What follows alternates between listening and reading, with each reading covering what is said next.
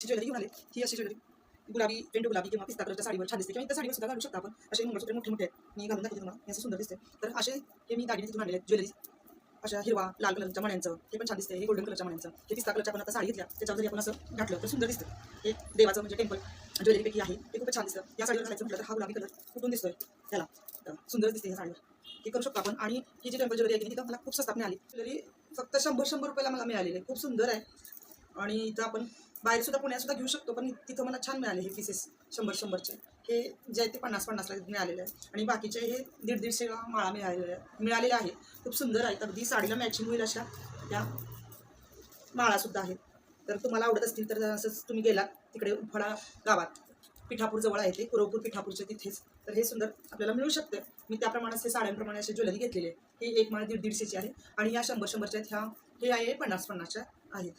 तर कसा वाटला माझा मिनी ब्लॉग. बाय.